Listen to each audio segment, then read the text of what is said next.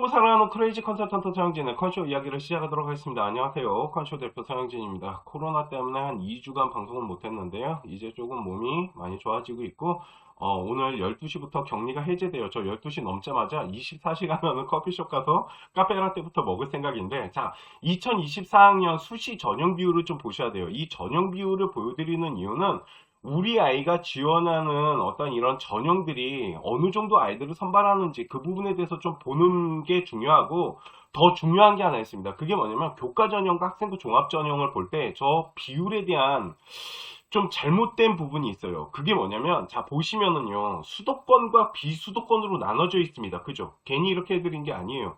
비수도권이라는 거는 일단 서울이나 경기나 인천 지역 외에 이제 대학교들인 거죠. 그런데 아시다시피 많은 학생들이 다 수도권에 많아요. 그죠? 그러다 보니까 학생부 교과 전형을 봐야 되는데, 학생부 교과 전형 같은 경우 비수도권을 봤을 때는 68%나 돼요. 쉽게 말해서 10명 중에 6.8명이 다 교과로 가고 있다는 거죠. 그러니까 학생부 종합 전형이 그만큼 적어요. 보시면은 22%밖에 안 되잖아요. 그죠?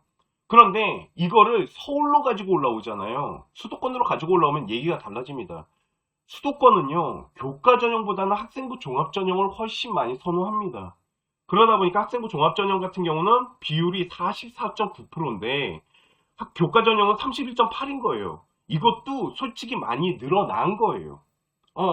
2023년보다는 2024년에 조금 낮아졌지만 교과 전형 같은 경우는 예전에는 10몇 %밖에 안 됐어요. 근데 이제 문재인 정부 때부터 교과에 대한 부분을 좀 늘렸거든요. 그래서 이제 30%까지 올라갔는데, 이 교과 전형 같은 경우도 연대나 고대나 서울대처럼 단순하게 교과로 뽑지 않는 것도 이 안에는 포함이 돼 있는 거예요, 지금. 자, 그러니까 우리가 가고자 하는 대학교인 수도권에 있는 대학교들은 학생부 종합 전형에 대한 비율이 가장 높은 거예요, 수시에서는. 근데 이제 지방으로 내려가게 되면, 지역으로 내려가게 되면 교과 전형을 많이 선발하는데, 그 이유가 뭐 때문이냐면, 지역으로 내려가게 되면 아이들을 선발하는 데 있어서 뭐 예를 들어서 지방 거점대학교, 지역 거점대학교, 뭐 충북대학교나 충남대학교나 경북대학교나 얘네 대학교들이 아이들을 선발하는 데 있어서 솔직히 지역 같은 경우는 서류를 구성하면서 학생부 종합전형을 준비할 수 있는 여건이 생각보다 힘들어요.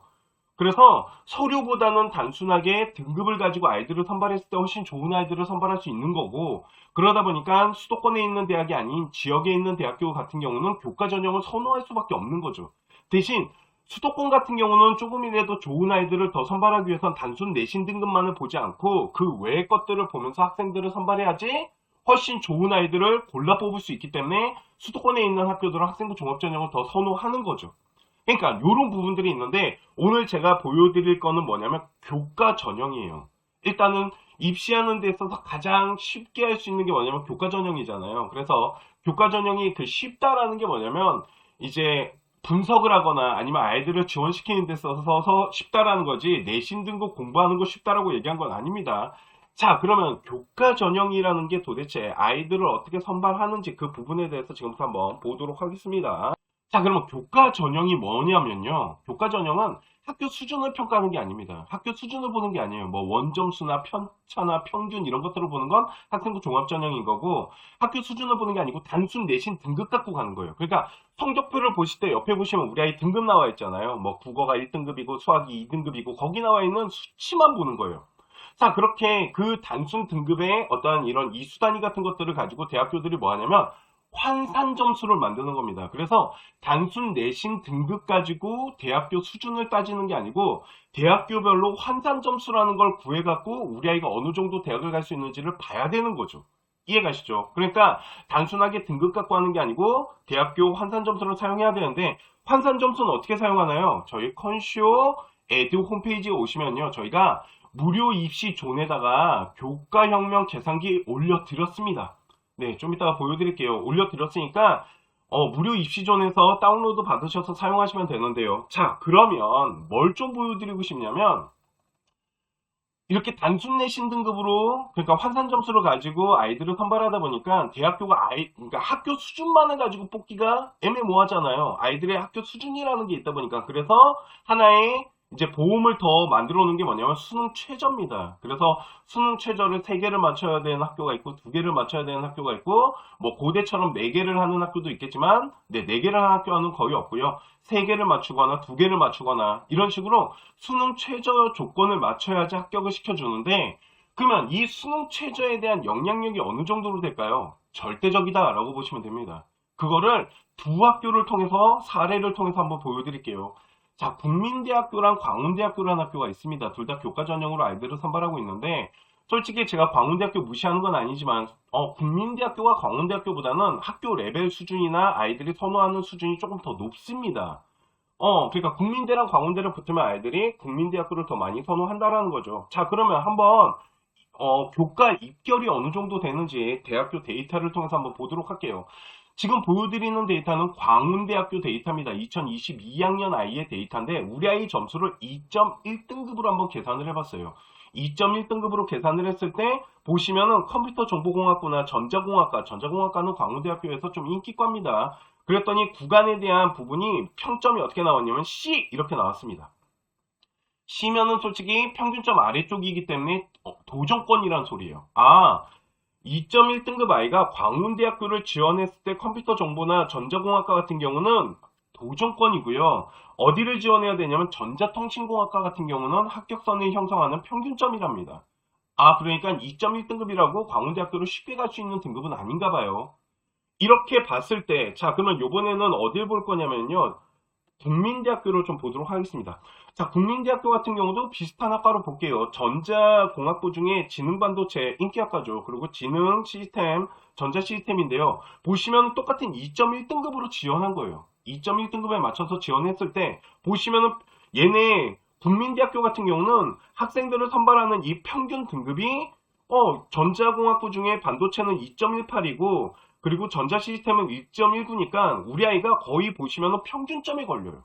그러니까 광운대학교보다 국민대학교가 훨씬 안정적으로 지원이 가능하다라는 거고 2.1등급 정도 되면 국민대학교는 합격선을 형성할 수 있다라는 거죠. 웬만한 학과를 지원했을 때 거의 다 합격선을 형성할 수 있는 라인이라고 보면 돼요.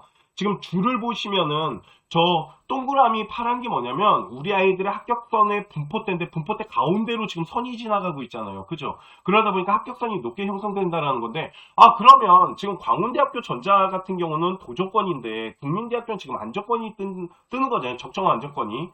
그런데 아까 말씀드렸지만 국민대학교 수준이 더 높다라고 말씀드렸잖아요. 이거의 비밀이 뭔지 아십니까? 바로 수능 최저입니다. 광운대학교는 최저가 없어요. 최저를 반영하지 않습니다. 그러니까 학교 수준 같은 거를 더 보험적으로 보는 게 아니고 그냥 등급만 봅니다. 수능 최저가 없기 때문에 내신 등급이 높게 형성이 되는 거예요. 우리 아이가 수능 최저를 못 맞추기 때문에 광운대학교를 지원해야지. 광운대학교 수준을 따라서 계산하시면 안 되고요. 생각보다 등급컷이 높게 형성할 수 있다는 거죠. 이게 지금 수능 최저의 영향력인데 수능 최저가 세면 셀수록 내신 등급에 대한 합격선은 내려갑니다. 그렇기 때문에 학교 수준만을 따지면 안 되고요. 수능 최저가 어떻게 걸려 있는지를 봐야 돼요. 이런 부분들이 있고 또 하나를 설명해 드리도록 하겠습니다.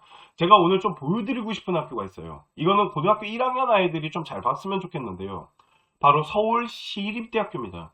서울시립대학교를 보여드리는 이유가 있는데요. 지금부터 서울시립대학교는요. 자, 이게 저희가 교과혁명 아까 저희가 컨쇼 홈페이지에다가 무료로 올려드린다고 했잖아요. 저희가 컨쇼 에듀 홈페이지 네이버에다가 컨쇼라고 치셔도 됩니다. 컨쇼 에듀 홈페이지 무료 입시존에다가 이 교과혁명 저희가 오픈해드렸어요.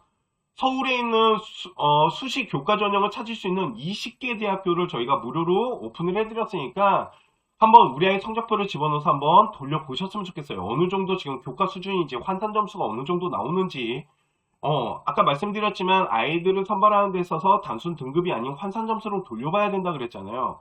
그 이유를 지금부터 시립대학교를 가지고 한번 보여드릴게요. 자, 보시면은 성적을 입력하는 부분들이 있습니다. 성적을 입력했는데요. 보시면 우리 아이가 지금 이과 학생이거든요. 이과 학생인데 내신 등급이 몇이냐면 단순 내신 등급으로 봤을 때 1.61 정도. 1.61 정도 되는 아이고요. 한 1.61에서 1.64 정도 되는, 그러니까 생각보다 성적이 잘 나오는 학생이에요. 이 학생이 만약 서울시립대학교를 많이 지원을 해보겠습니다.